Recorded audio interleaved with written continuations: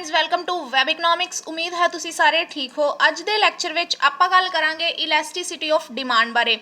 Elasticity of demand करन तो पहलां आपां देख लैंदे कि इलैस्टिसिटी की है। इलैस्टिसिटी दा मतलब हुंदा है कि किसी भी चीज़ दे किसे विच आया होया चेंज काहदे करके उस किसी वेरीएबल दे कारण जो चेंज हुंदा है उस दे जो रिस्पोंस दिंदी है वो चीज़ उसनूं इलैस्टिसिटी कहा जाता है। फॉर एग्जाम्पल तुसी एक प्लास्टिक दी कोई चीज़ लो तो एक तुसी कोई उस तो नाजुक या रबड़ की कोई चीज़ लो, तुसी दोनों नूं फोर्स लगा के देखो, जिहड़ी टाइट प्लास्टिक की चीज़ होएगी वो घट रिस्पोंस करेगी, घट फोल्ड होएगी, पर जो इलैस्टिक की चीज़ होएगी, रबड़ की चीज़ होएगी, ज़्यादा रिस्पोंस करेगी, घट फोर्स से भी ज़्यादा जल्दी फोल्ड हो जाएगी।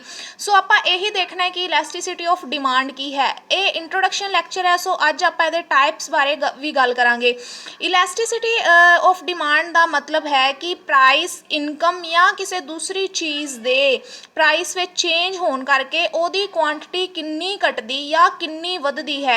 आपां लॉ ऑफ डिमांड विच ये तो देखिया सी कि ओदी डायरैक्शन की हुंदी है, ओदी मूवमेंट किस तरह हुंदी है, पर आपां नूं लॉ ऑफ डिमांड ने ये नहीं दस्सिया कि प्राइस चेंज होने करके किन्नी क्वांटिटी डिमांडेड घटेगी या किन्ना प्राइस वधन करके किन्नी घटेगी, किन्ना घटन करके किन्ना वधेगी। सो जो इलैस्टिसिटी ऑफ डिमांड है एक क्वांटिटेटिव एलीमेंट है जो ये दसदा है कि थोड़ा जिहा प्राइस चेंज होने करके किसी चीज़ की क्वांटिटी डिमांडेड किन्नी वधदी है या किन्नी घटदी है। सो ये सारिया जो चीज़ां इलैस्टिसिटी ऑफ डिमांड नाल मैजर कीतियां जांदियां हन। सब तो पहला आपां गल करते हैं जे एस मिल एंड कुरनोट की, जिन्हां ने दस्सिया, जो इकोनमिस्ट ने, जिन्हां ने सब तो पहला इलैस्टिसिटी ऑफ डिमांड नूं इकनॉमिक्स विच रैफर किया। उस तो बाद जिवें मैं तुहानूं पहलां भी दस्सिया कि इलैस्टिसिटी का मतलब की उत्थे नोट किया, it is a measure of the responsiveness of one variable to change in another.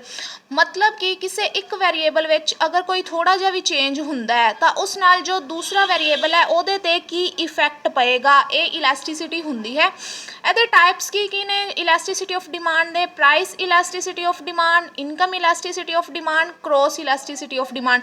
ये तीन टाइप्स ने जिन्हां बारे आपां इलैबोरेट करते हैं। प्राइस इलैस्टिसिटी ऑफ डिमांड की है? सब तो पहला इसनूं इंट्रोड्यूस किया एल्फ्रेड मार्शल ने, जिन्हां ने प्राइस इलैस्टिसिटी ऑफ डिमांड बारे गल की। सब तो पहला यह है कि it is the ratio of the percentage change in the quantity demanded of a good to a percentage change in its price. मतलब कि किसी भी चीज़ दे विच अगर परसेंटेज प्राइस चेंज हुंदा है तो ओदा उसकी क्वांटिटी ते किन्ने परसेंट असर होएगा। मान लो कि किसी भी चीज़ का प्राइस 2% नाल घटदा है, सो ये देखना कि उस चीज़ की डिमांड विच किन्ना वाधा हुंदा है, किन्ने परसेंटेज वाधा हुंदा है। ये इलैस्टिसिटी ऑफ डिमांड है, प्राइस इलैस्टिसिटी ऑफ डिमांड है। सो ਇਹਦਾ ਕੀ ਫਾਰਮੂਲਾ है इलैस्टिसिटी ऑफ डिमांड? ये है percentage change in quantity demanded due to percentage change in price. अपनी ही प्राइस दे विच चेंज होने करके जिहड़ा ओहदी क्वांटिटी डिमांडेड विच चेंज हुंदा है, परसेंटेज चेंज हुंदा है, उसनूं प्राइस इलैस्टिसिटी ऑफ डिमांड कहा जाता है। ये जो नैगेटिव डिनोट किया होया, नैगेटिव वर्ड डिनोट किया होया, ये की रिप्रजेंट करता है? ये रिप्रजेंट करता है कि किसी भी चीज़ के प्राइस ते ओहदी क्वांटिटी डिमांडेड विच इनवर्स रिलेशनशिप हुंदा है, जो कि लॉ ऑफ डिमांड आपां कर चुके हैं उहदे विच। सो ये जो नैगेटिव का साइन है ये इन्हां दोनों के इनवर्स रिलेशन बारे दसदा है।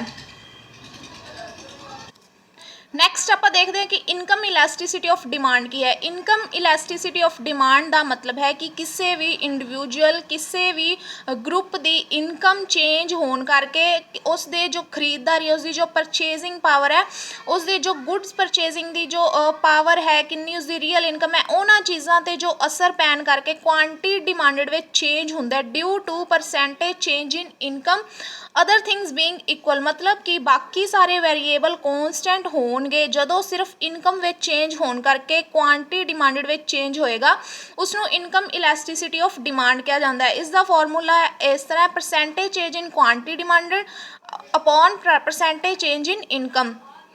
ये जो डेल्टा क्यू अपॉन क्यू है ये रिप्रजेंट करता है कि इसका परसेंटेज चेंज किन्नी क्वांटिटी च है। डेल्टा क्यू का मतलब है कि चेंज इन क्वांटिटी किन्ना होया ते क्यू ओरिजिनल क्वांटिटी किन्नी सी into 100 percentage change in quantity demanded. उस तरह डेल्टा वाई मतलब कि किन्ना चेंज होया इनकम दे विच ड्यू टू उसकी ओरिजिनल इनकम इनटू 100 मतलब परसेंटेज चेंज इन इनकम। इस तरह फॉर्मूला डेराइव किया गया। ਨੈਕਸਟ ਆਪਾਂ ਦੇਖਦੇ ਹਾਂ ਕਿ ਕ੍ਰੋਸ ਇਲਾਸਟੀਸਿਟੀ ਆਫ ਡਿਮਾਂਡ ਕੀ ਹੁੰਦੀ ਹੈ। ਕ੍ਰੋਸ ਇਲਾਸਟੀਸਿਟੀ ਆਫ ਡਿਮਾਂਡ ਦੋ ਚੀਜ਼ਾਂ ਦੇ ਆਪਸੀ ਰਿਲੇਸ਼ਨ ਨੂੰ ਦੱਸਦੀ ਹੈ।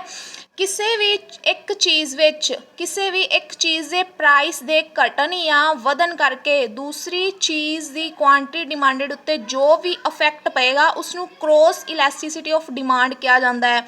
Substitution good, complementary goods, Giffen goods, ਇਹ ਸਾਰੀਆਂ ਚੀਜ਼ਾਂ ਇਹੋ ਜਿਹੀਆਂ ਗੁੱਡਸ ਨੇ ਅਗਰ ਕਿਸੇ ਇੱਕ ਚੀਜ਼ ਦੇ ਪ੍ਰਾਈਸ ਅਪ ਜਾਂ ਡਾਊਨ ਹੋਣਗੇ ਤਾਂ ਉਹਨਾਂ ਦੇ ਸਬਸਟੀਟਿਊਟ ਵਿੱਚ, ਉਹਨਾਂ ਦੇ ਕੰਪਲੀਮੈਂਟਰੀ ਗੁੱਡਸ ਵਿੱਚ ਜਾਂ ਗਿਫਨ ਗੁੱਡਸ ਵਿੱਚ ਕੀ ਅਫੈਕਟ ਕਰੇਗੀ, ਉਹ ਇਹ ਸਾਰੇ ਰਿਲੇਸ਼ਨ ਨੂੰ cross elasticity of demand measure ਕਰਦੀ ਹੈ।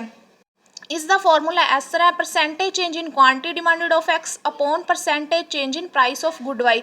ਮਤਲਬ ਕਿ ਗੁੱਡ ਵਾਈ ਹੈ ਜੋ ਉਹਦੇ ਪ੍ਰਾਈਸ ਵਿੱਚ ਚੇਂਜ ਹੋਣ ਕਰਕੇ ਗੁੱਡ ਐਕਸ ਦੀ ਕਿੰਨੀ ਕੁਆਂਟੀਟੀ ਡਿਮਾਂਡਡ ਹੋਈ, ਘਟੀ ਜਾਂ ਵਧੀ।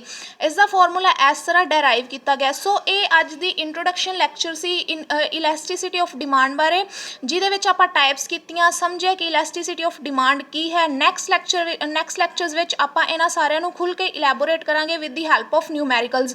ਉਮੀਦ ਹੈ ਤੁਹਾਨੂੰ ਕੰਸੈਪਟ ਕਲੀਅਰ ਹੋ ਗਿਆ ਹੋਏਗਾ ਕਿ ਇਲਾਸਟੀਸਿਟੀ ਆਫ ਡਿਮਾਂਡ ਕੀ ਹੈ। ਜੇ ਤੁਹਾਨੂੰ ਇਹ ਕੰਸੈਪਟ ਕਲੀਅਰ ਹੋ ਗਿਆ, ਪਲੀਜ਼ ਵੀਡੀਓ ਨੂੰ ਲਾਈਕ ਕਰੋ, ਸ਼ੇਅਰ ਕਰੋ, ਚੈਨਲ ਨੂੰ ਸਬਸਕ੍ਰਾਈਬ ਕਰੋ, ਬੈਲ ਆਈਕਨ ਨੂੰ ਹਿੱਟ ਕਰਨਾ ਨਾ ਭੁੱਲੋ ਤਾਂ ਜੋ ਤੁਹਾਨੂੰ ਆਉਣ ਵਾਲੀ ਵੀਡੀਓਜ਼ ਦੀ ਨੋਟੀਫਿਕੇਸ਼ਨਸ ਮਿਲ ਸਕਣ। Thank you.